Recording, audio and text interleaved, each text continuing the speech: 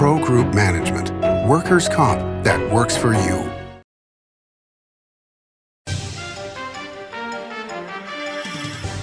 Welcome to Nevada Newsmakers. On the broadcast today, Jaime Rodriguez joins us. She's the Washoe County Registrar of Voters, here for the whole show on an all-new Nevada Newsmakers. It's the $100,000 Cash is King Progressive giveaways at Carson Valley Inn. Giveaways every Saturday with a Progressive up to $20K and $15,000 in guaranteed grand prize giveaways. There's another 100,000 reasons to play and win at the Carson Valley Inn. Big R in Sparks is located on Bering Boulevard next to Smith's and across from Reed High School for workwear and everyday wear. Evaporative coolers, outdoor living, Weber's, Traeger's, and Lodge. Fill your propane tanks here. Big R on Bering Boulevard in Sparks next to Smith's and across from Reed High School. Big R. Hardware, clothing, and a whole lot more. Remember 2010 in Northern Nevada, 13 to 14% unemployment, thousands of homes in foreclosure, Nevada's casinos closing? Families in the Reno-Sparks area were hurting. Many were losing everything. Then Story County launched a game changer for our region, a public-private industrial partnership, streamlined permitting, slashed bureaucracy, attracting Fortune 500 companies that made Nevada their home. Story County generated a river of cash to area communities. Economic studies by the state and others for the Gigafactory consistently show positive economic benefits for our region. $4 billion in local wages, $17 billion in consumer spending and economic activity, over $100 million in taxes to Washoe, Story, Reno, Sparks, and Nevada, just for the Gigafactory alone. Story County, improving Northern Nevada one industry at a time.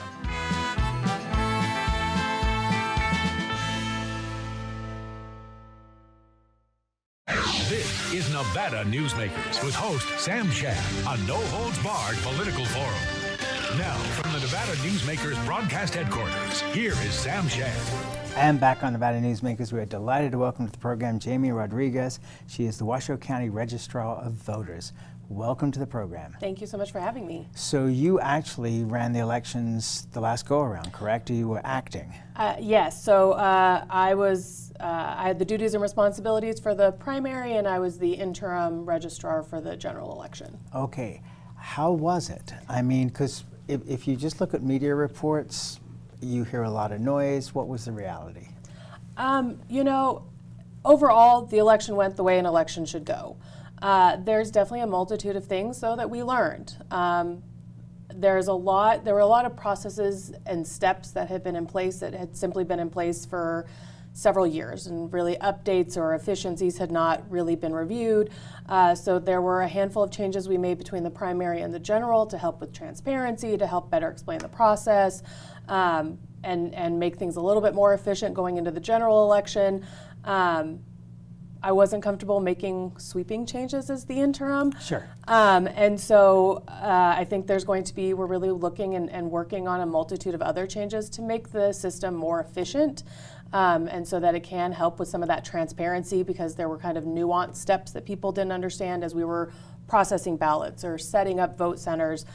So some of those things that we're working on. Okay, so hang on. Let's talk about those. Mm-hmm. So what are the changes you're looking at? So there's a couple of things. We have, for the state required risk limiting audit. What does that mean? So at the end of each election, there's a random draw that's done by the state that's sent out to the counties that gives us a certain number of in-person as well as mail ballots that we have to pull. They determine a statewide race and a countywide race, and we have to report what those actual ballots read to make sure that what the system counted is what the ballots themselves state. So you're checking the paper ballots against? As well as the in-person. The VVPAT rolls will also check, so it's a mixture of both. I hate to do this to you, but you have to give us the simple version. What's VV? So when you vote in person, right, you make your selections on the tablet, and then there's a roll of that paper. So that is that is the VVPAT, so it's the voter verification paper audit trail. Okay, and that's the thing that we can look at before we hit the final thing to say, yes, this is what we actually voted for, and then there's a chance to correct any mistakes if necessary. Correct. Yes. Okay, so what are we doing to clear that up? What was the problem there? So it wasn't a problem there. We had, for the mail ballots, all the ballots were run through, it's called an imprinter, and it gives, if you vote in person, there's a unique identifier code on each of those VVPAT votes. For the mail ballots, we have to put that number on those ballots. And so that was a whole separate step. We had scanners that just did that. Our tabulators can also be imprinters. So instead of spending about 45 minutes a bin, just putting that serial number on it, we'll be able to do that during the point of tabulation so that there's not that extra step. It'll allow us to count votes quicker, and it'll be a little bit more efficient in terms of that overall timeline that it takes for us to process mail ballots. Okay. You know, one of the things that people have talked about, including me, is, you know, we'd all love to get the results that night or at least by the next day. Could some of the dates be moved up? Is there discussion of that? I'm sure there is in your office. So the dates really are completely out of my office's control. So there's really a couple of caveats, and I think even if you reduce the number of days that we could receive ballots, there's still time that it would take. So by statute, we have up until 4 days after the election to receive ballots, and then we have up to 6 days after the election for any challenged ballot to be cured. So there's really no way, no matter what processes we change, to guarantee results until that 7th day after the election. But the other component, mail ballots are becoming increasingly more popular, but lots of people are dropping them off on election day. So we had 12,000 mail ballots dropped off at the vote centers on election day for the primary election. We had almost 24,000 ballots dropped off in person on election day for the general election. And I'm guessing that the part of this is, I know, for example, the first few years of mail-in ballots, when my wife and I were going to take a vacation, she was very insistent I didn't put it in the mail itself. I took it to the county and dropped it off in the county drop-in, so we knew it was going to get there. Now I think we feel more comfortable that we can do that. The process for early voting, I used to be one of those people that I'm not going to vote till the last minute because if they turn out to be an axe murderer on the day of the election, I want to know that so I can not vote for those people. I've gotten past that because I used to get up at 6 in the morning to get in line on a cold winter's morning and vote on that day. And I don't need to do that anymore. So I go to the Old Town Mall, which is a little mall in Reno, and there's a bunch of really nice people there. I'm guessing a whole bunch of retirees who are volunteering. And when we went on last election day, my wife and I were both concerned for their security and asked them how things have been going. And they said fine, that they had had no problems there. What was the general report back to you from your voting places? So the vast majority had 0 issues. We had 1 or 2 incidents. And when you say incidents, what do you mean? So those varied. Those varied between people, you know, yelling at poll workers for cheating an election or how dare you be a part of this. There were some who made comments to us about just people making overall complaints about the process or not being sure where to interject. There'd be people in line saying, you know, it's all stolen and it's all a joke and why are you all here? So really we had those minor incidents, if you will. We did have 1 incident on election night of people being a little bit more aggressive towards the election workers, taking pictures, calling them traitors and treasonous. That did make the election workers uncomfortable. They did everything exactly as they should. They contacted law enforcement. They let us know of the event. We coordinated with law enforcement to ensure that there were people who were monitoring the site, that the election workers did feel comfortable, that voters felt comfortable to continue exercising their right to vote. So security is something that absolutely we focus on and that we spend a great deal of time on. We are increasing our training for the election workers so that they do feel better prepared if something were to happen about how to properly react. But we are really lucky in Washoe County. We really haven't had, similar to what we've heard in other jurisdictions, we really haven't had issues or any type of altercation really at our vote centers. Those are extremely rare. In conversation with the Sheriff's Department and RPD, have you felt that this was an organized movement of people who wanted to disrupt the election process or cause some chaos? So the way that these investigations work, I think work properly. We make the complaints, we give them all the relevant information, and then they do their job and forward it to the appropriate entities. We really aren't involved in the investigation past that point. I think based on the initial reports that we got, it sounded like just a small group of individuals who were frustrated, felt that this was the opportunity for them to vent that frustration. Did not seem like a well-organized kind of incident. So we really haven't seen much of that, but what actually came of that investigation, I don't have that information. And as you go forward, do you feel that things have calmed down, or do you think that things are still about the same? I think for the most part, they've calmed down in that I think people have their frustrations and their concerns about the process or the laws as they exist. I do think they've calmed down for us, and that I think there's an appreciation that that's really not our realm or our role in making those changes. So that message, I think, has kind of gone through in appreciating, right? If you want only election day voting, I can't make that determination. If you want voter ID, I can't make those changes. So for our kind of internal operations, that does seem to be getting quieter. I know it's not quieter in the grand scope of what the laws are or how they're implemented, but I think directly for me and my department, that does seem to be quieting a little bit. What are your thoughts, if you can share them, on the idea of voter ID? So, you know, this is not an elected position, and I am not a policymaker, right? I'm not a policymaker, and that's a role that I think is really important to note. My opinions don't matter. My job is purely to implement what the state statutes are. So when it comes to, right, discussions of reducing number of days to receive ballots back or voter ID or any of those things, we'll obviously absolutely work with lawmakers and making sure that we're still able to implement the elections appropriately and securely. But outside of that, I think it's really the role of the policymakers to make those determinations. Do you have any, if at all, situations where a signature that's asked for doesn't match? Frequently. So if your signature doesn't match, whether you mailed in your ballot or whether you're in person, all voters have really two options to be able to verify who they are. Right? I'm a person, my signature rarely matches exactly. And so I'm one of those people that in verifying my signature, there's usually some questions. You can either show your ID to verify who you are. If you don't have your ID or you're not comfortable providing your ID, then there's a series of security questions that we'll ask the voters, information that really only the voters would know, so that we can verify that you are who you say you are and that you should have the right to vote. Signatures change over time, right? People have instances of, you know, it can be as small as I broke my finger or my wrist and I can't write properly, up to, you know, more serious health issues or conditions that cause signatures not to match. So we collect signatures over time to help adjust for some of those changes, but we have to be able to be flexible in case there are other extenuating circumstances that may cause for a signature to not match. So if your signature doesn't match, you're not thrown out. That's not the end of the story. There's other opportunities to make sure we can process the voter. All right, let's take a break. We'll come back more with Jaime Rodriguez. She's the Washoe County Registrar of Voters after this time out. It's a good time to eat.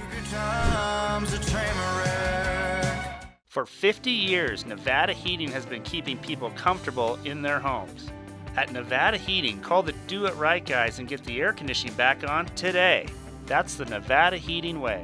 Why sweat for days on end when Nevada Heating can get your air conditioning fixed today? Call us today and we'll fix it today at 323-5585 or schedule us on our website at nevadaheating.com.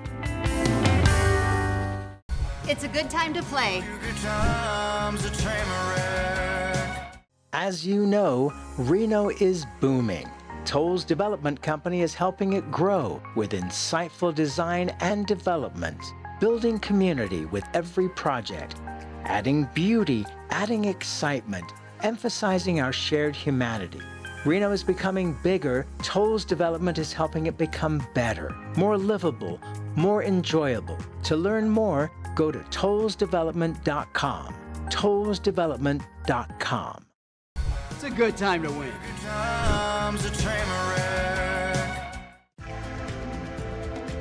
Save money and take transit.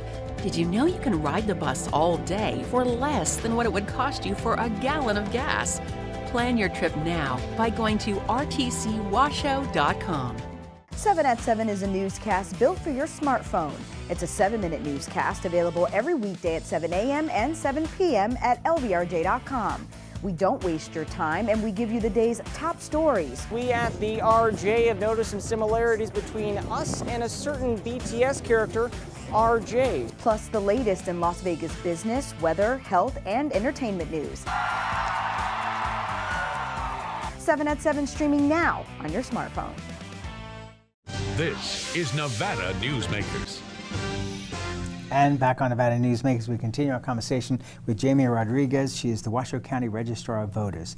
There's been a lawsuit filed against you and multiple other people, including 3 of the county commissioners. Are you able to talk about that? I am not at liberty to discuss ongoing litigation. Okay, so at some point in the future, hopefully we'll be able to get you back and talk about that.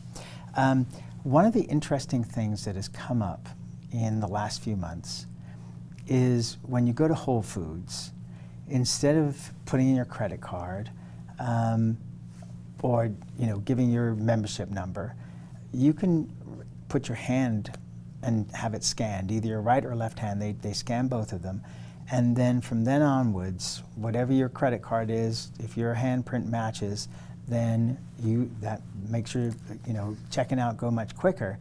And apparently, I was reading over the weekend that it doesn't just scan your hand, but it actually scans inside your hand as well, which is a unique thing. Has anybody discussed having that kind of scanner for voting? We really have not, and there's been a couple of biometric type bills in the legislature to either allow them, require them, or outright ban them. So there hasn't been a specific conversation about doing that specific to voters. If and when, we'll absolutely be a part of that conversation, but there really hasn't been. I think, what we hear more than anything is that people, either like the system exactly as it is and they want no changes, or we hear the requests for voter ID. Anything beyond that really has not been a point of conversation. Okay. One of the things that's going to be very interesting this election cycle is the way that people get registered at the DMV, which is that if they don't choose to be a Republican or a Democrat, then they are made as a nonpartisan or an independent. And what this is going to mean for a lot of people, and I'm thinking that some are going to be very surprised, is when they're thinking about voting in the primaries, that unless they change their registration, they're not going to be able to vote. What are your thoughts? So automatic voter registration through the DMV, I think, has been a really helpful tool to us. People frequently, until it's election time, forget that they've moved or to update their voter registration, which means that we're sending information to an address for which they don't reside at anymore. That automatic voter registration does help us keep track of voters a lot more efficiently and more timely. So there's parts of it that definitely are great. Are there some kinks to work out? Probably. It's really important, I think, whenever you're filling out any piece of paper or document, to make sure that you fill it out completely so that people aren't forgetting to choose a party affiliation. But the reality of it is, too, it's really easy to update your information. You can go on our website, you can go on the Secretary of State's website, you can check your voter registration, ensure that you are registered, that we have the correct information, and what that party affiliation is. You also have the ability to update your voter registration online. So if you were made nonpartisan and you want to be part of one of the 2 major parties, you can make that update online. Also, if you go to vote, and for primaries, we confirm your party affiliation because you get a different ballot. If during that point in time they say, we show you as a nonpartisan, you say, wait, nope, I want to be Republican or Democrat, we can update it at that point in time so that you can So right there get, on the day of, yes, at the moment you're trying to vote? Yes. You can at that point in time say, nope, I don't want to be nonpartisan. They'll give you the paperwork to update your registration. We'll update in the system and program the voter access card with the right ballot type, depending on that party that you've changed to, so that you can do it right there on the spot at that point in time. If you want to vote by mail ballots, you have to update that no later than 14 days before the election so that we can get you a new mail ballot with that party affiliation. So we're working on trying to do some more voter education about the time that we're getting ready to send extracts out to the ballot printers. Yeah, thank God. No, so far, no invoices. No invoices, but that we're confirming this is what information we have for you as a registered voter. Is anything wrong or incorrect or should be updated, so that we're also not having to do quite as many reprinted ballots. In the primary, we see lots of those, of people changing their party back and forth, that will result in them getting 2, 3, 4 ballots. So we're hoping to do a little bit more voter education, explaining what that process is, when is appropriate time, to help support that. All right, let's take another break. We'll be right back with the Washoe County Registrar of Voters after this timeout. Early in the morning or throughout the night, professional truck drivers are on the job, serving you, safely moving freight that's crucial to our economy. From the oldest industries to our newest innovators, from the exotic to the everyday, trucks are everywhere, moving everything. Never afraid to embrace a future that makes Nevada and our nation stronger. Trucking moves America forward.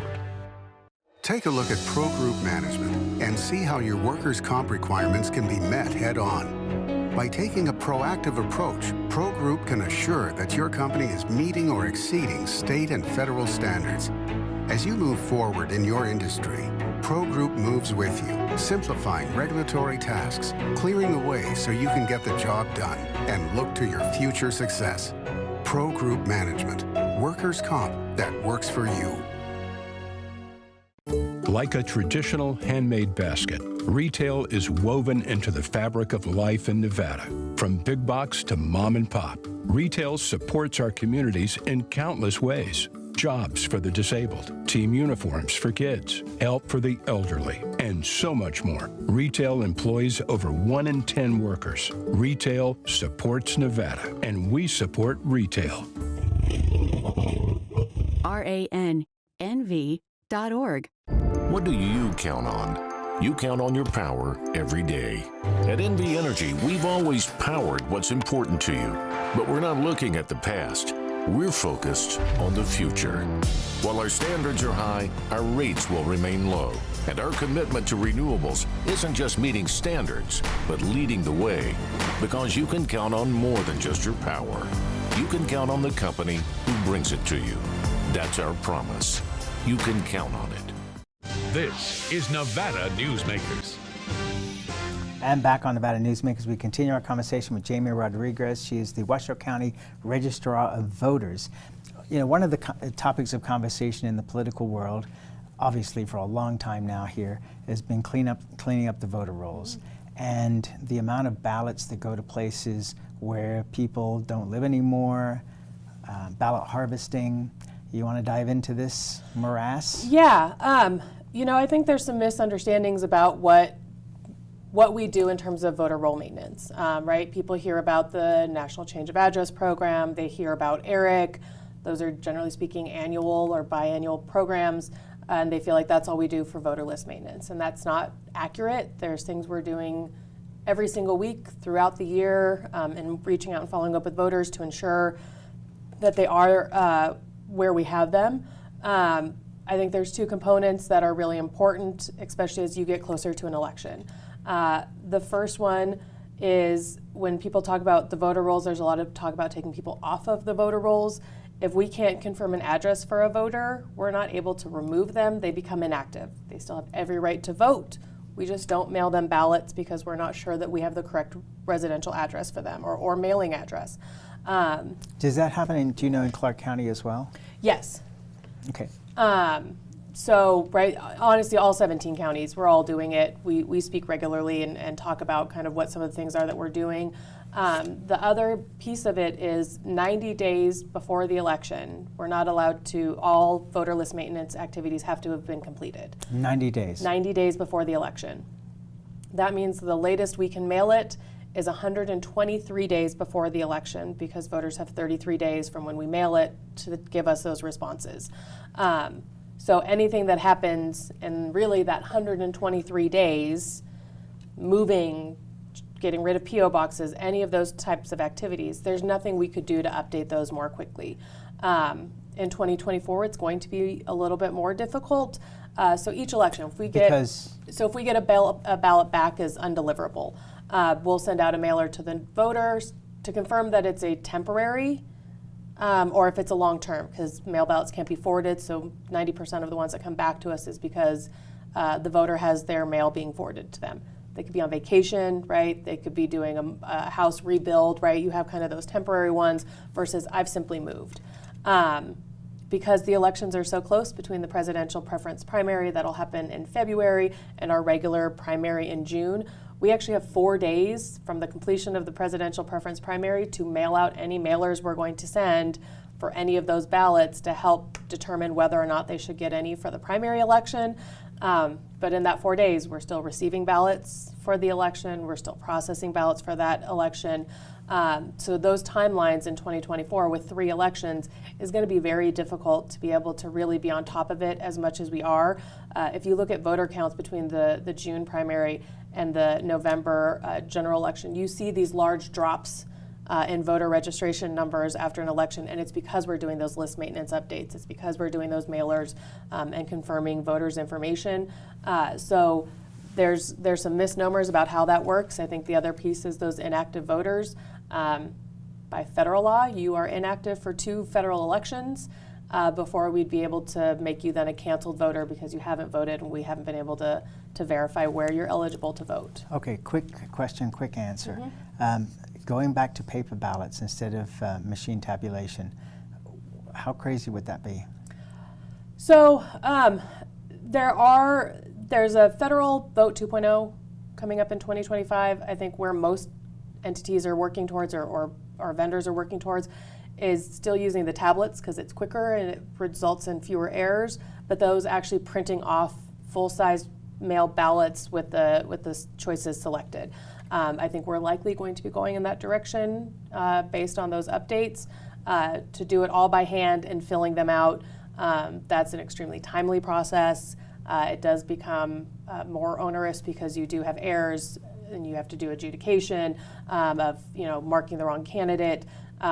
So those components, there can be complications with that, but the mail ballot or printing off those paper ballots in person is likely something everybody, I think, will be seeing in 2026. And that's where we have to leave it. Thank you so much. Please come back. Yes. Obviously a very important topic. Yes, thank and you. we'll be right back. The Nevada Builders Alliance has been protecting the interests of the construction industry for over 50 years. Our programs save members thousands of dollars every year and allow them to provide much-needed benefits to their employees. Our industry also allows Nevada to grow. If you're thinking about a career in the construction industry, reach out. And if you haven't thought of a career in construction, what are you waiting for? We are the Nevada Builders Alliance. It's the $100,000 Cash is King Progressive giveaways at Carson Valley Inn. Giveaways every Saturday with a Progressive up to $20K and $15,000 in guaranteed grand prize giveaways. There's another 100,000 reasons to play and win at the Carson Valley Inn. Modern boutique Ahern Hotel and Event Center sits at the heart of the Las Vegas Strip. 2 floors of meeting and event space are ideal for groups and conventions. Stay in one of 200 luxurious rooms and suites. Brand your event throughout the property. Flexible event spaces make for easy planning and personalization. Take over the entire hotel with a full buyout option. Thanks for watching Nevada Newsmakers. You can catch us online 24 hours a day at nevadanewsmakers.com, or you can download the podcast wherever you like to get your podcasts. We'll see you on the next broadcast.